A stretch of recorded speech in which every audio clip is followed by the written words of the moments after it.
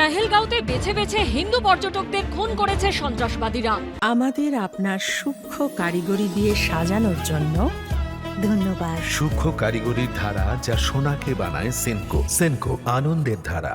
প্রত্যক্ষদর্শীরা জানিয়েছেন ধর্ম জানতে অনেককেই কলমা পড়তে বলা হয়েছিল। गोली साइड में रख के उससे पूछा हिंदू है कि मुसलमान। मुसलमान है तो पहले कलमा पढ़ के दिखा। মুসলিম কারা সরে যান, কালমা পড়ুন, কালমা বলুন, আর মেরে দিল। যাদের কপালে সিঁদুর লেগেছে মেরে দিল। আর এই ভয় এমন ভাবে মনে গেঁথে গেছে যে এই খবর জানার পর পেহেলগাঁওয়ে থাকা অনেক পর্যটক প্রাণ বাঁচাতে কলমা পড়া শেখার চেষ্টাও শুরু করে দেন। হিন্দু খুঁজে খুঁজে মেরেছে।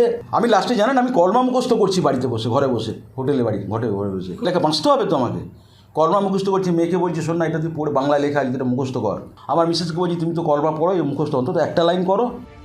বৈশরণ উপত্যকায় ভয়ঙ্কর হত্যালীলার দিন পেহেলগাঁওয়ে থাকলেও হাওড়ার বালির বাসিন্দা অরুণ দাসের কান ঘেঁষে বেরিয়ে গেছে বিপদ।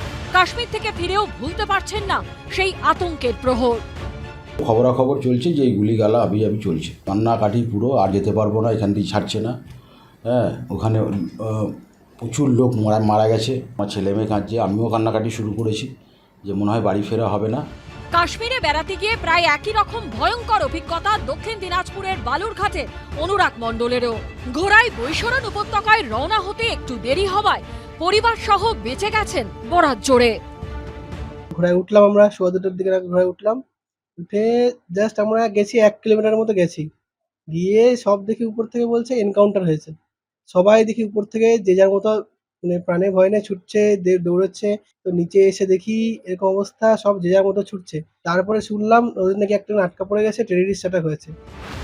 গত মঙ্গলবার বেছে বেছে যে হিন্দুদের হত্যা করে জঙ্গিরা, তার মধ্যে ছিলেন বালার 3 পর্যটকও। সেই নারকীয় কাণ্ডের পর প্রায় 1 সপ্তাহ হতে চললেও এখনো অধরা হামলাকারীরা।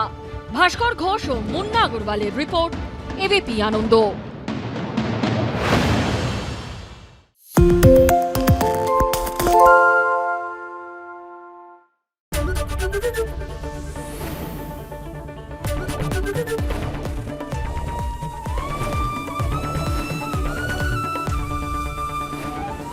এবিপি আনন্দ, এগিয়ে থাকে, এগিয়ে রাখে।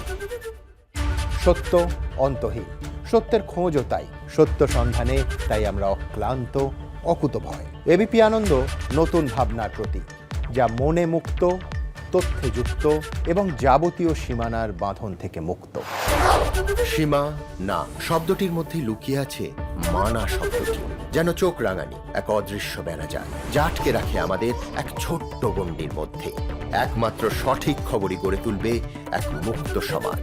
সেই জগৎ গড়ার লক্ষ্যে কোনো সীমানার ঠুকুটি আমরা মানব না। এবিপি আনন্দ, এগিয়ে থাকে, এগিয়ে রাখে।